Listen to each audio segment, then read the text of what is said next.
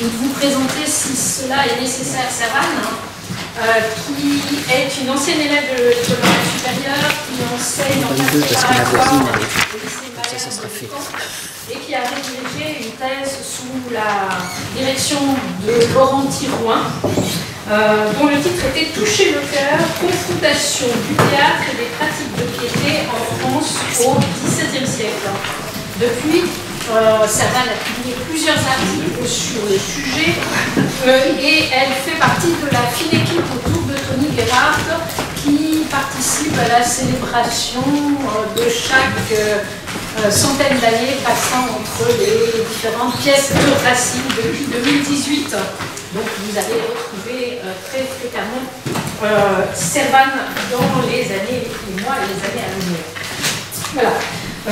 Servane est également un des membres fondateurs et la secrétaire du Centre international Jean Racine.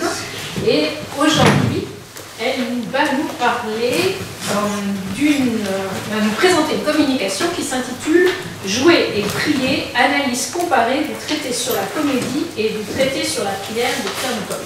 Merci Servane. Merci beaucoup. Alors, bonjour à tous, je voudrais remercier à Tony particulièrement pour l'organisation de cette journée et l'occasion de vous parler de Pierre Nicole et du traité de la comédie, en parallèle avec le traité de l'Oraison qui a été réédité sous le nom de traité de la prière.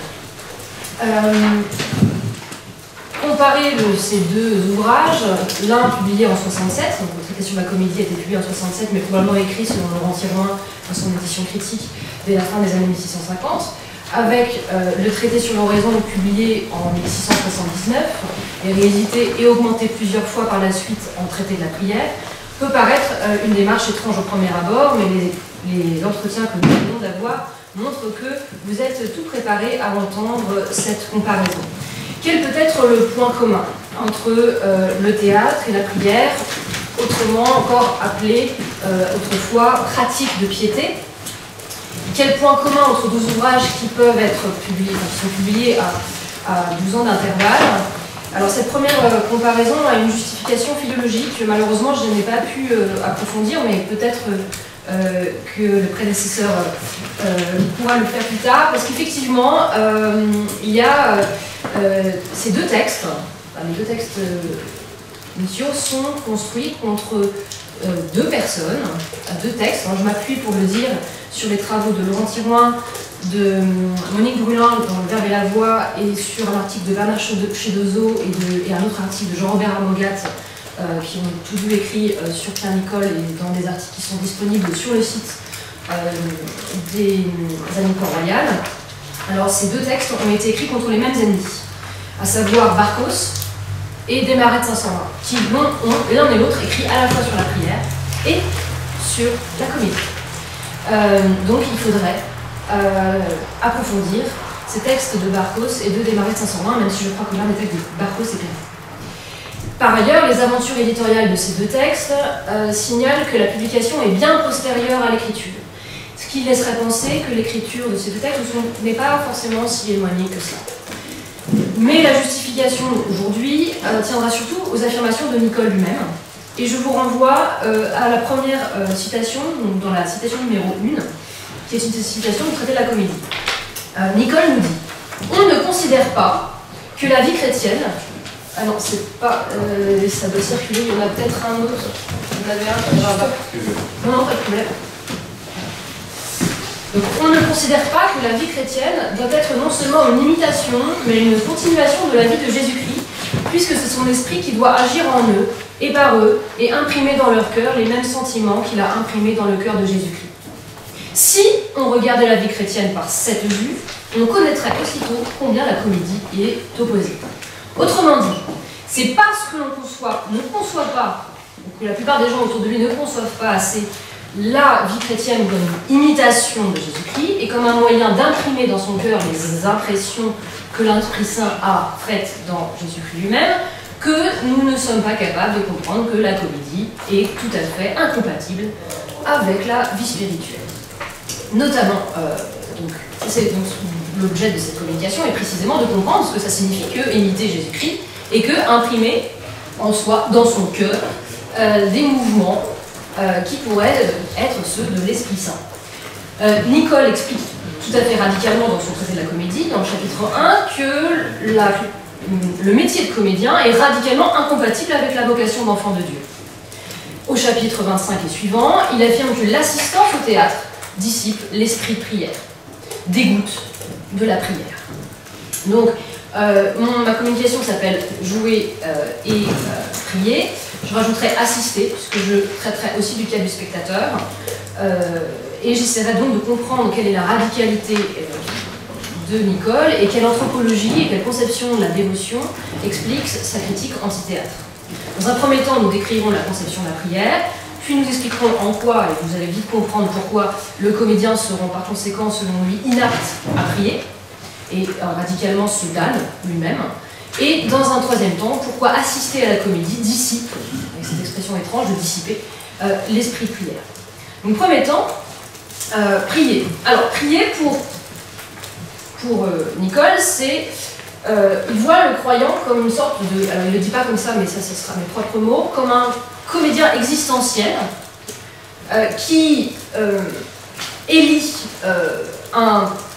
un texte et un esprit et des dispositions d'esprit et de cœur qui s'appelle le christianisme, et plus précisément qui élit les textes bibliques et les prières de l'Église, données par la tradition de l'Église, pour incorporer ces textes, pour essayer de susciter en lui l'Esprit Saint, les mouvements de l'Esprit Saint. Alors, les termes clés, c'est vraiment cœur, impression, disposition, mouvement. Il écrit dans le traité de la prière, en fait, il s'insurge à l'époque, que ce soit en 79 puis dans la réédition importante de 1695, il s'insurge contre deux excès de la vie spirituelle. Selon lui, ces deux excès correspondent soit à un excès de confiance dans le cœur, soit à un excès de confiance dans l'esprit. Alors, quand on est trop confiant dans le cœur, on croit que prier, c'est sentir, c'est s'abandonner, se fondre, abdiquer sa volonté et son intelligence, ne suivre absolument qu'une méthode, laisser la grâce infuser. Je dis un peu caricaturalement, mais en gros, ce sont des mystiques un peu illuminés, selon lui, et donc ils font le néant en eux, c'est particulièrement les piétistes, qui l'attaquent. Donc ça, ce sera un premier défaut. Trop faire confiance à sa propre affectivité, à sa propre sensation. Deuxième défaut, qui est souvent une réaction au premier défaut, c'est que devant des mystiques illuminés, lorsqu'on est un peu cérébral, on aimerait dire, bon bah c'est bien gentil, mais tout ça, ça m'apparaît comme des imaginations d'esprit faible, et donc l'excès inverse, c'est de croire que prier, c'est connaître. Croire que prier, c'est savoir. Croire que prier, c'est se remplir la tête et l'esprit, et mépriser donc les mystiques, et la mystique, comme des imaginations d'esprit faible. Et je vous renvoie à la citation 8. L'abus visible que ces prétendus spirituels font de la prière produit un autre désordre dans quelques savants curieux et leur donne lieu de se jeter dans une autre extrémité, qui est de ne s'attacher qu'à la science, de ne songer qu'à se remplir la mémoire, de ne se mettre point en peine de faire passer la vérité de l'esprit dans le cœur, et de regarder tout ce qui s'appelle union, spiritualité, onction, comme des imaginations creuses et des amusements d'esprit faible. Donc trop de cœur ou trop d'esprit. Pour y répondre, Nicole a une position médiane et assez subtile et retorse. D'abord, il affirme l'existence d'une méthode. Et ce sera la citation 7. Car il ne faut pas s'imaginer qu'il y ait tradition que pour les dogmes spéculatifs. Il y a aussi tradition pour les vérités de pratique. Alors qu'est-ce que ça veut dire? Ça signifie que la tradition de l'Église fournit non seulement des idées et dogmes, mais aussi des vérités de mise en scène. Si on utilise, ça c'est moi qui utilise le terme de théâtre, c'est-à-dire une suite de mouvements. Alors le vrai mot qu'utilise Nicole, c'est, à la citation 11, l'office de l'Église est tout ensemble un ordre de pensée, de mouvements et de paroles, qui sont autant de soutien pour le croyant pour cultiver en lui l'esprit. Donc il y a une méthode, mais il affirme en même temps, parce qu'effectivement il ne faut pas s'arrêter à une méthode, qu'il ne faut pas s'attacher superstitieusement à la méthode, et qu'il ne faut pas donc s'attacher superstitieusement aux paroles, parce que ce n'est pas les paroles qui comptent, mais ce qu'il y a dans le cœur. De plus, Dieu agit, et peut toujours agir en dehors, quand il lui plaît, par des grâces extraordinaires. Donc il y a une méthode, il y a une tradition que l'Église donne, mais elle est tout de suite relativisée. Ce serait aussi également tenter Dieu que de ne pas faire la part du travail qui nous incombe. Sinon, on se dit que tout va tomber du ciel, on tente de Dieu, et donc il faut quand même un minimum travailler et chercher à disposer son propre cœur, et surtout ne rien faire de contre-productif. Et parmi ces choses contre-productives, il y a évidemment la comédie. On y reviendra. Donc, une méthode tout de suite relativisée par la toute-puissance de Dieu et par le problème de la potentielle superstition à l'égard de cette méthode. La position de Nicole insiste aussi sur l'importance du cœur. Ce n'est pas, et je renvoie à la citation 15, ce n'est pas l'esprit qui importe, c'est le cœur. En un mot, ce ne sont pas nos paroles, soit prononcées, soit conçues, que Dieu entend, c'est la disposition de notre cœur. Dieu entend non pas nos paroles, mais notre disposition de cœur. Il voit, il scrute ce qu'il y a dans les cœurs. Et, dernier problème, c'est que le cœur est particulièrement retors. Puisque seul Dieu, en plus, peut juger du cœur. Et je renvoie à la citation 16. Le cœur aime ce que l'esprit propose, l'esprit conçoit ce que le cœur aime, le cœur aime les actions de l'esprit conçoit les mouvements du cœur, et de tout cela, il se fait un mélange qu'il n'y a proprement que Dieu qui démêle avec une entière certitude. Donc, nous sommes toujours... il faut bien comprendre que notre problème, c'est que nous sommes incapables de savoir ce que nous avons dans le cœur. Et que seul Dieu juge les cœurs. Alors, qu'est-ce que c'est que ce cœur? Ce cœur est une métaphore imprégnée de toute une tradition biblique qui désigne plusieurs facultés que nous avons tendance à séparer. La sensibilité, l'affectivité, mais aussi la mémoire, et c'est aussi l'imagination, et c'est aussi le siège de la volonté. Donc c'est un mot qui est très synthétique pour désigner ce que nous avons tendance à scinder. Le cœur a un fond d'iniquité, c'est-à-dire que le cœur n'est pas pur, nous sommes structurellement pécheurs, et c'est particulièrement le rôle de la prière de le purifier. On se purifie le cœur en demandant à Dieu de le purifier. Le cœur est la porte de l'âme, donc on peut différencier le cœur de l'âme, mais il n'est pas le fond de l'âme. Donc le cœur, c'est ce par où on peut toucher l'âme, mais il n'est pas le fond de l'âme, et le cœur est une espèce de chose qui peut se dévoiler. Et le paradoxe, c'est que donc il est possible. Alors l'autre point important, c'est que le cœur n'est pas le reflet d'une intériorité stable et profonde. Ce n'est pas le cœur des romantiques, de l'expression de soi, quelque chose d'original et singulier. Pas du tout. Le cœur, on peut l'exciter. Nous pouvons l'auto-exciter. Nous pouvons nous auto-exciter par des mouvements du cœur et par en fait, on excite des mouvements du cœur par la considération, par l'imagination. Alors. Et particulièrement, c'est le cas des gens qui sont très imaginatifs, qui sont capables, on les connaît bien, d'avoir, en utilisant leur imagination, en considérant l'objet qu'ils ont à représenter, par exemple, de susciter cette sensibilité, d'amorcer des mouvements du cœur. On peut jouer aussi sur la vocalisation, et ça je renvoie particulièrement aux travaux de Louis Brulin, qui est musicologue, sur l'importance de la prière vocale et de la vocalisation dans la prière. Le fait de prononcer la prière est un moyen, disons, de réveiller en nous la sensibilité. Et il y a aussi une image de Saint Grégoire que j'aime bien, qui parle du prédicateur qui doit, avant de parler lui-même, s'auto-exciter. Et c'est comme le coq qui bat les ailes avant de chanter son chant. Donc la vocalisation, le corps, et cette importance du corps dans la prière aussi pour essayer de réveiller la sensibilité est essentielle. Donc on utilise l'imagination, ce qu'on appelle aussi la considération, la vocalisation et le corps. Donc il ne faut donc pas avoir une conception de la sensibilité comme purement passive, il faut bien comprendre que pour chez Nicole, on peut former un sentiment. Et c'est l'expression qu'il utilise en disant on ne va pas à l'église pour former, on ne va pas au théâtre pour former un sentiment de dévotion. Donc l'idée c'est qu'on a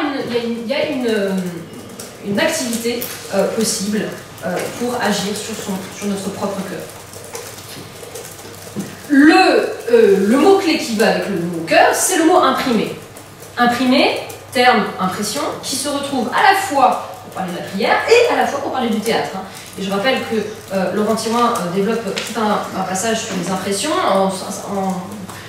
en parlant et en essayant de provoquer notamment les notions modernes de l'inconscient et en reprenant la théorie des idées accessoires de Nicole.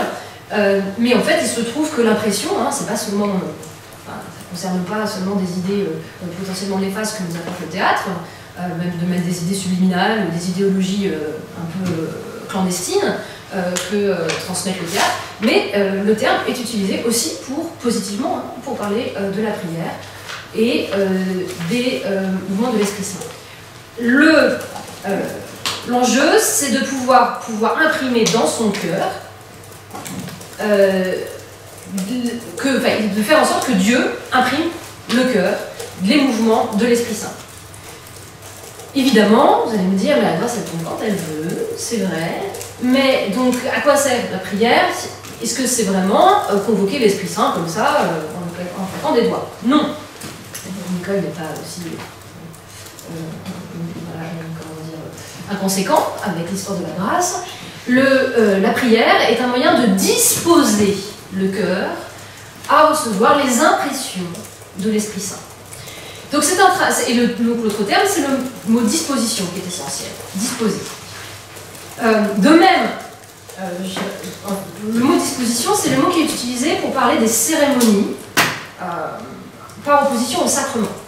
Le sacrement produit, la cérémonie catholique dispose.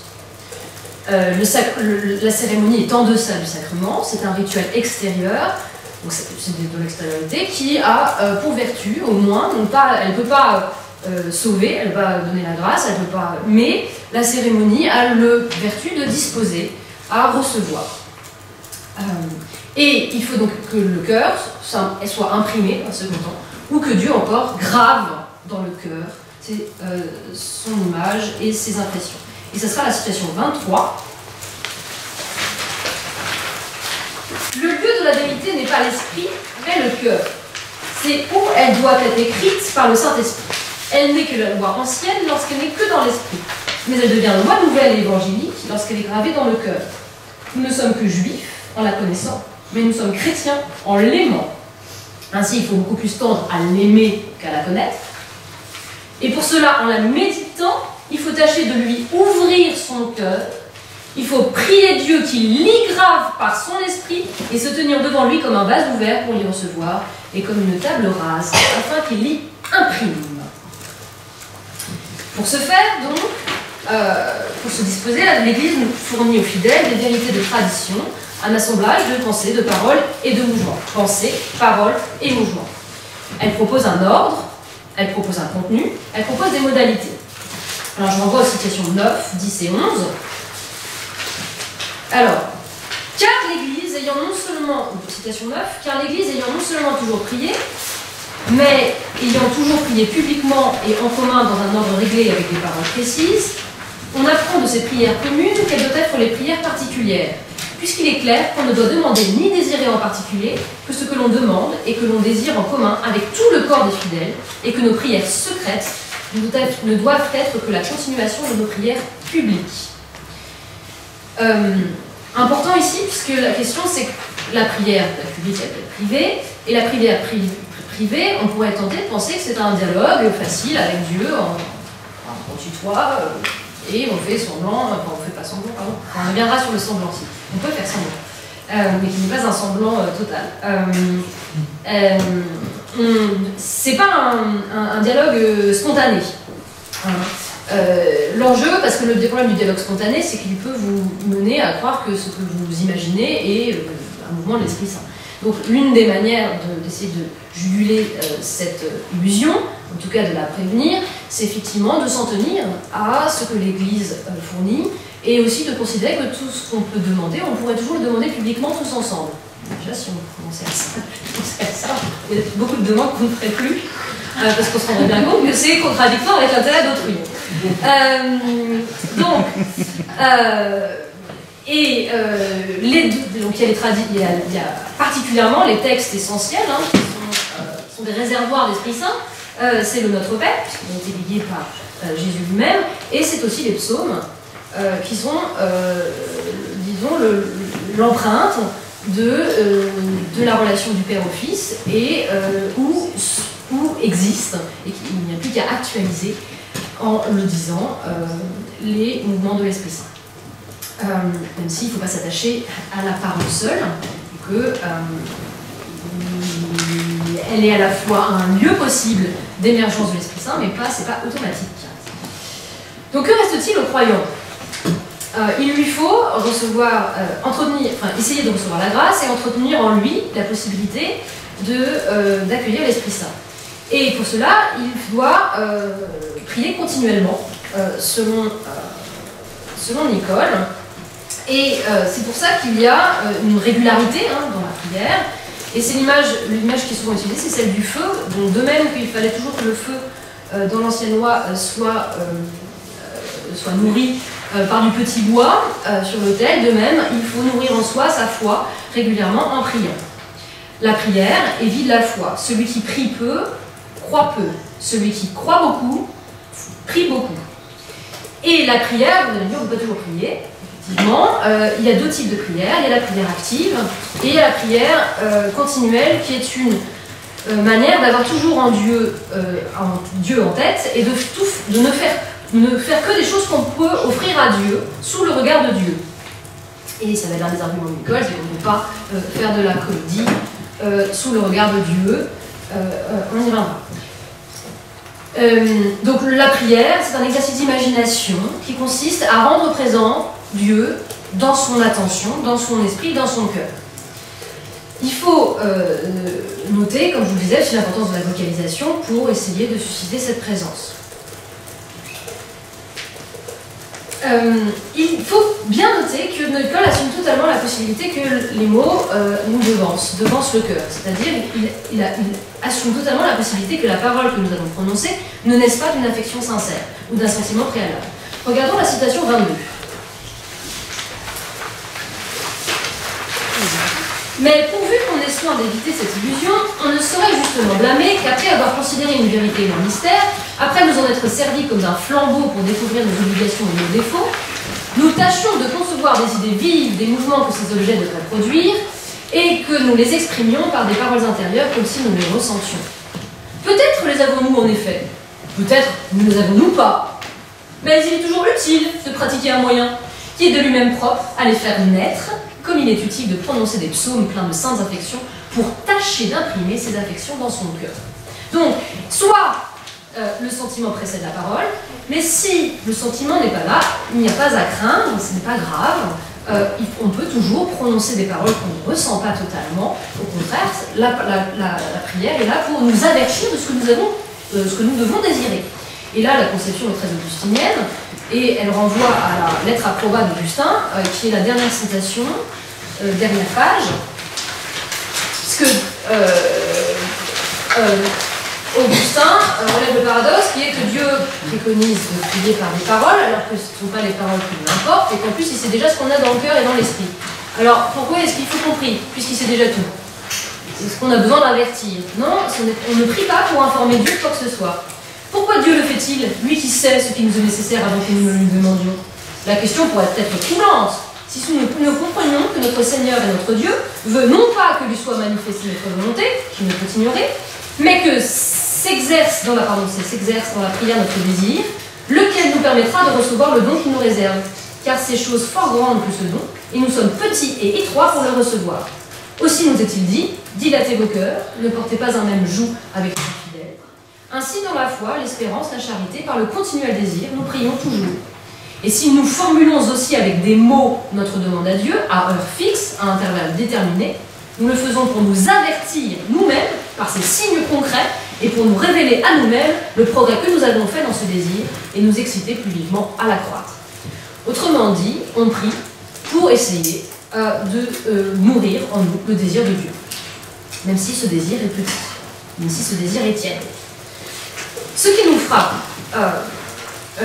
c'est l'importance, aussitôt relativisée, donnée au texte préexistant, qui remet en cause la prière comme expression de soi, la prière comme configuration, comme imitation de mouvements inscrits dans Notre Père et dans les psaumes, et ce qui nous frappe aussi, c'est la place donnée à la vocalisation de ces textes comme un moyen d'exciter en soi le désir de Dieu. L'Église met dans la bouche des mots, dans la bouche des fidèles.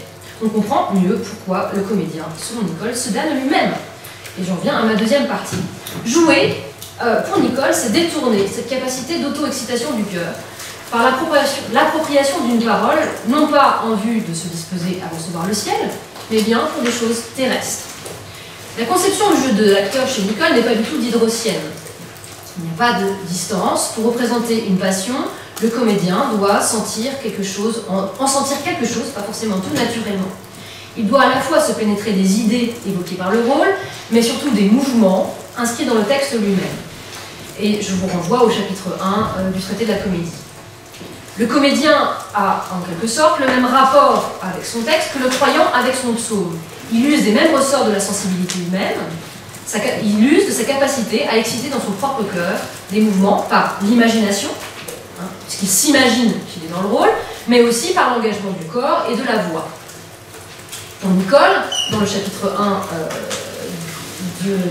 c'est surtout la fréquence, particulièrement de son travail, qui crée une dissipation du cœur, de la sensibilité du comédien. Que l'on considère que toute la vie des comédiens est occupée dans cet exercice, qu'ils la passent tout entière à apprendre en particulier, ou à répéter entre eux, donc la répétition aussi est dangereuse, ou à représenter devant des spectateurs l'image de quelques vices, qu'ils n'ont presque autre chose dans l'esprit que ces folies, on verra facilement qu'il est impossible d'allier ce métier avec la pureté de notre religion. Et ainsi, il faut avouer que c'est un métier profane et indigne d'un chrétien, que ceux qui l'exercent sont obligés de le quitter, comme tous les possibles leur donnent, et par conséquent qu'il n'est pas permis aux autres de contribuer à les entretenir dans une profession contraire au christianisme, ni de l'autoriser par leur présence. Donc, le comédien, dans la répétition, devant les spectateurs, excite en lui ses mouvements, et ce sont des mouvements de passion, et de passion bien terrestre. Alors, en fait, les deux défauts, c'est que, d'abord, il dissipe sa sensibilité. Il amollit aussi son cœur, parce qu'en fait, le cœur s'amollit. Le cœur est une drôle de chose qui peut s'endurcir, qui peut s'amollir. Quand on a un cœur mou, on n'y grave plus rien. Donc, il dissipe ainsi la capacité même à recevoir l'Esprit Saint et il excite les passions terrestres qui sont contraires au désir de Dieu, au désir du ciel. Particulièrement l'amour et l'honneur, qui sont les deux objets que critique particulièrement Nicole dans le traité sur la comédie. Il s'imprime une idée agréable de la concupiscence.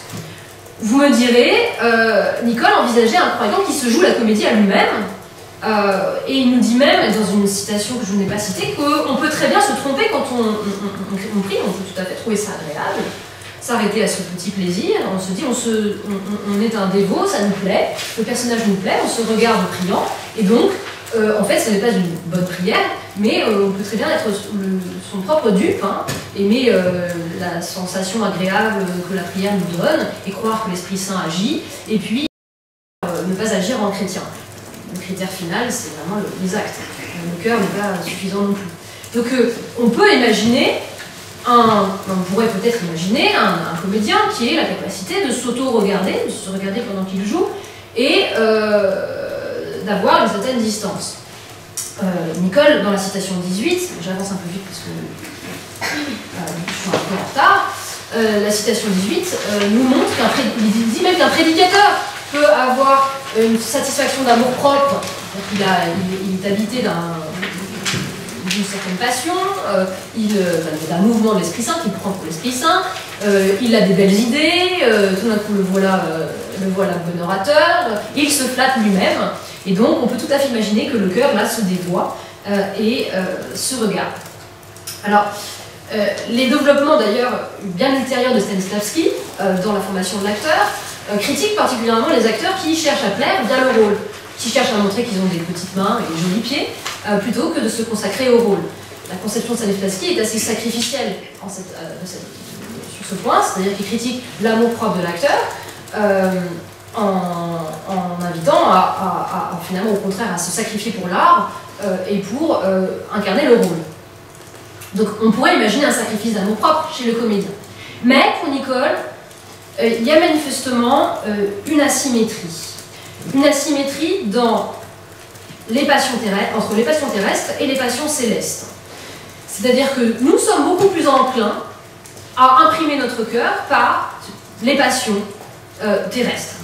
L'homme étant structurellement pécheur, il exciter en lui des passions, même au début de manière fausse, c'est beaucoup plus dangereux et beaucoup plus efficace que d'exciter en soi l'Esprit Saint en essayant de prier. En essayant d'appeler l'Esprit Saint en essayant de prier.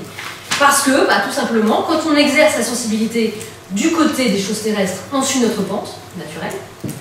Et quand on exerce notre sensibilité en vue des choses du ciel, on est à contre-courant.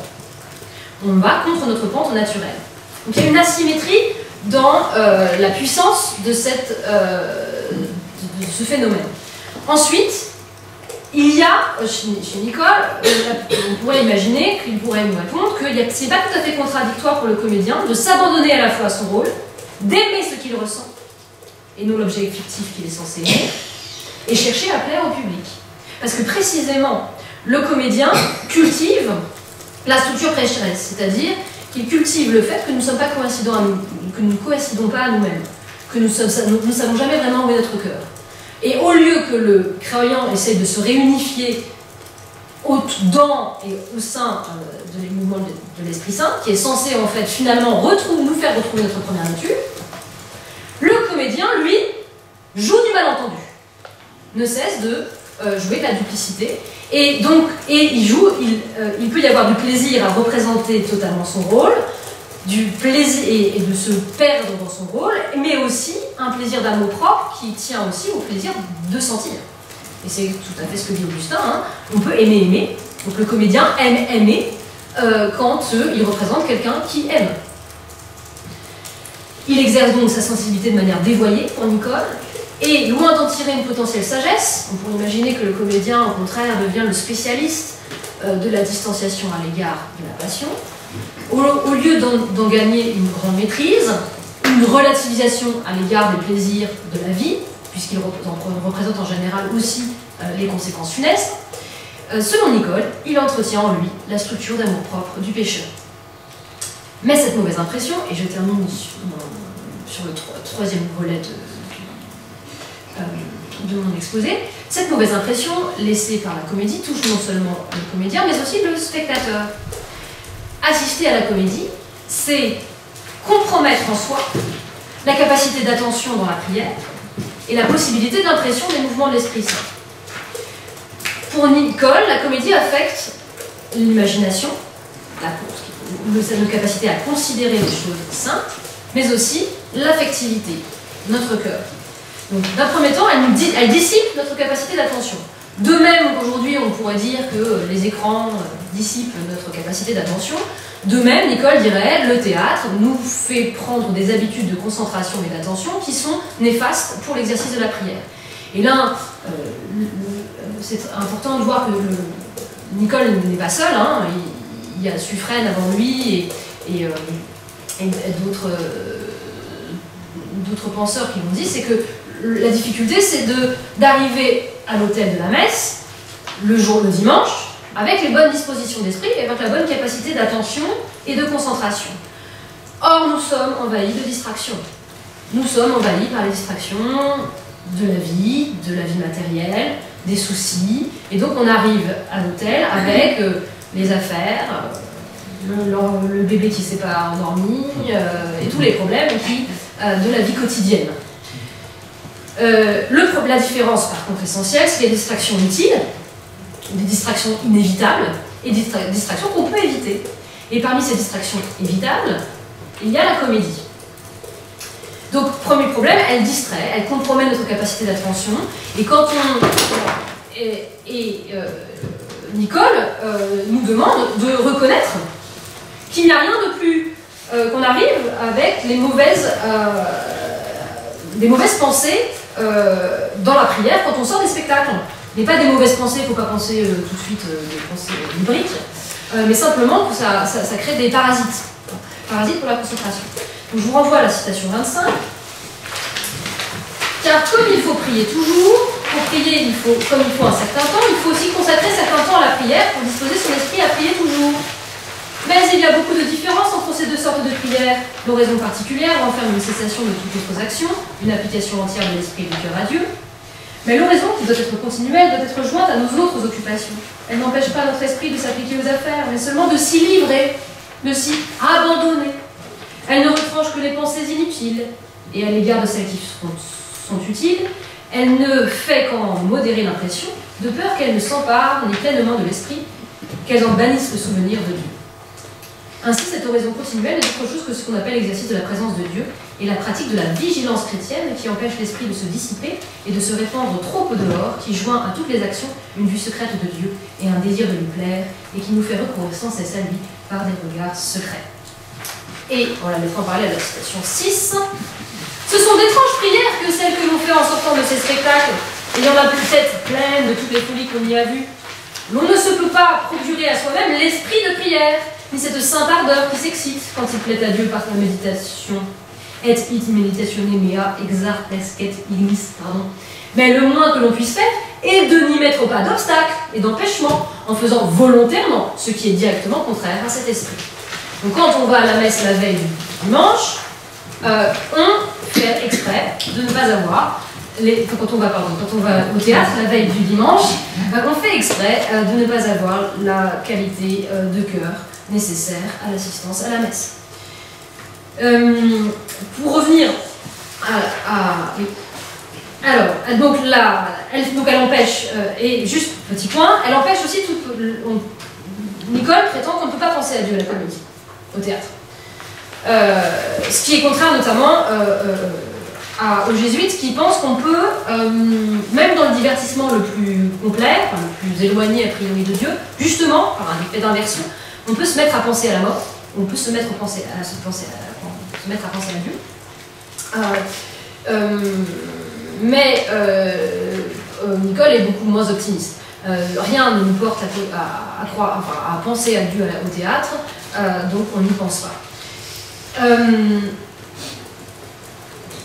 D'où le danger, aussi particulièrement, et je finis juste, de la fréquence de la comédie, parce que plus on va au théâtre souvent, plus ça devient un mode de vie, et plus on n'a absolument aucune capacité de prière. En conclusion, la critique de Pierre Nicole à l'égard du théâtre est radicale. Elle supprime la comédie de l'horizon du chrétien. Cela s'explique par une exigence très haute pour tout chrétien, et pas seulement pour les réguliers. Elle s'explique aussi par une conscience aiguë des faiblesses des moyens de la foi, une suspicion générale sur le cœur, qui produit en retour ce que l'on peut juger comme une certaine frilosité, voire comme un syndrome de la forteresse assiégée. Cultiver en soi la possibilité de l'Esprit Saint apparaît comme une grande hygiène de l'attention, une discipline de l'imagination, une canalisation de la libido. On a, semble-t-il, taxé Pierre Nicole d'intellectualisme pour la dévotion, alors même qu'il insiste très fortement sur le cœur et plus encore sur les actes. Il me semble qu'il pêcherait plutôt par excès de volontarisme, même si c'est un volontarisme négatif, par opposition aux jésuites, qui ont plutôt un volontarisme positif. Et au demeurant, pour ces questions, il est assez proche en fait des jésuites, quand on le regarde de près. Cette manière de recueillir sur la question de la dévotion et de la concentration, cette manière de recueillir toute son imagination sur ce que l'on croit être chrétien, volontairement, peut nous paraître un excès de volonté et un peu trop de volontarisme. La lecture de Pierre Nicole nous invite également, pour nous, modernes, à nous défaire de plusieurs préconceptions sur le sujet de la religion et du théâtre. D'abord, reconnaître que dans les détails pratiques, voire triviales, la fragilité des moyens de la foi. 2. Reconnaître que l'entretien de la foi passe par un certain usage de l'imagination, et que la foi passe par l'imagination. 3. Dégager la prière du modèle romantique de l'expression de soi. 4. Se méfier des ruses de l'amour-propre et des méandres de la sensibilité. Envisager qu'on puisse se mentir à soi-même. 5. Ne pas réduire le cœur à l'affectivité passive, mais ne pas non plus lui conférer systématiquement la force de la volonté. Et enfin, réfléchir à la forte labilité de notre capacité d'attention, l'évanescence de notre propre présence au monde. Autant de paradoxes psychologiques que la sagacité de Nicole nous invite à approfondir. Et ce n'est pas donc la moindre des surprises que de lui trouver des résonances avec nos réflexions contemporaines sur l'économie de l'attention.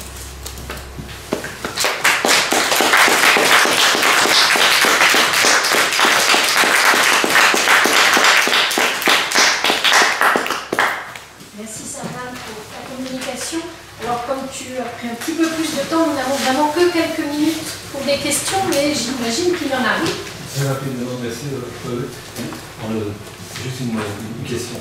On ne peut pas penser à Dieu au théâtre, dit Nicole. Évidemment, il y a des comédiens qui pensent à Dieu sur scène, qui sont dans un rôle de... Le rôle de jouer le... Il y a la Polyeucte, il y a la Thèse de Rotrou, même il y a les jeunes filles de Sassé qui prient sur scène. Oui. Alors, si vous étiez Nicole, je dirais... Nicole critique Polyeucte, parce que c'est pas... Premier point, Polyeucte, le problème c'est que c'est pas... C'est un dieu trop... c'est un rapport à Dieu justement qu'il faut c'est, puisque Polyeucte, en gros, est trop matamore, hein, trop bavard, ça parle trop, c'est trop orgueilleux en fait. Donc ça c'est trop stoïcien, enfin, c'est trop orgueilleux, c'est cornélien. C'est ce qu'il dit dans la comédie, c'était sur la comédie. Et quant à Racine, pour Racine, alors là il y a tout un dispositif. Pour Racine, on est dans un dispositif où c'est vraiment effectivement le projet de Racine de faire chanter aux jeunes filles le vrai Dieu. Et donc, et là, pour le coup, on est dans une conception, c'est-à-dire que quand Nicole critique le théâtre métaphysique, quand on a vu tout à l'heure, ce qu'il veut dire aussi, c'est que le théâtre tel qu'il existe, le théâtre privé, enfin le théâtre pour le plaisir, est un théâtre qui dévoie. Et dans l'idée de Racine, c'est que, en fait, il fait ce qu'il fait, il le fait parce que c'est du théâtre pédagogique. Et parce que le théâtre pédagogique n'a pas du tout les mêmes fonctions que le théâtre pour le plaisir, pour le spectateur. Parce que le théâtre pédagogique, il est conçu pour les acteurs, il n'est pas conçu pour les spectateurs. Et donc, on espère que comme justement c'est fait non pas dans un but de plaire, mais dans un but de nourrir, et c'est clairement déplacer le but, sauf que le problème, c'est que toute la cour vient. Et que très vite, et que toute la cour vient, et que les jeunes filles chez qui on a espéré nourrir l'esprit de dévotion par cette jolie pièce, et bien tout de suite, au contraire, leur vanité est flattée. Et à partir de là, Racine doit reconnaître que non, ça marche pas. Et Rotrou, la conversion de Saint-Genès. Alors, oui, la conversation de Saint-Genès. Alors, effectivement, là vous êtes dans une... justement, Rotrou utilise... on est au moment des années 40, où là, on se pose la question, est-ce qu'on peut utiliser le théâtre de manière chrétienne, comme une cérémonie chrétienne, hein, puisque le mot cérémonie est utilisé pour parler du théâtre comme cérémonie dans l'Antiquité. Donc en fait, ils se disent, bon, on va le ramener, quand Chaplin dit ramener à son institution ancienne, ça veut dire ramener le théâtre comme il était avant, c'est-à-dire potentiellement une cérémonie. Une cérémonie chrétienne et qui enseignerait le christianisme. Et donc Rotrou fait partie de cet optimisme qui espère, mais c'est sa pièce intérieure qui montre ça, comment effectivement ce Saint-Genès peut être traité dans différentes manières. Chez les augustiniens, c'est pour montrer que la grâce tombe n'importe quand, justement au moment où on y pense le moins. Et effectivement, donc normalement Saint-Genès c'est l'exemple de la toute-puissance de la grâce. Mais chez Rotrou, on voit que, parce qu'il nous montre le comédien en train de répéter, précisément exercer ce que je disais tout à l'heure, c'est-à-dire la capacité à s'auto-entretenir dans cet esprit. Oui, il l'utilise comme une disposition. Donc, là, il y a la mise en scène d'une possibilité que mais ce qui est intéressant, c'est la répétition. Parce que chez Rotrou, justement, il y a aussi la comédienne qui ne pense qu'à plaire, et qui, elle, est dans l'amour propre. Et donc, il y a la représentation des deux, de représenter. Sachant qu'on a un autre problème dans Rotrou, c'est que Rotrou, normalement, Genet est censé se moquer. C'est censé être une comédie. Donc là, il y a une sorte de bizarrerie. Parce que ça marche pas. Là, on a parlé de la tragédie, on a parlé du jeu. Enfin, Nicole parle surtout de la tragédie, on parle du jeu premier degré. On parle du jeu où on essaye de susciter une émotion. C'est pas tout à fait. Enfin, une émotion sérieuse. Enfin, c'est pas tout à fait le même jeu. La comédie, c'est encore un autre.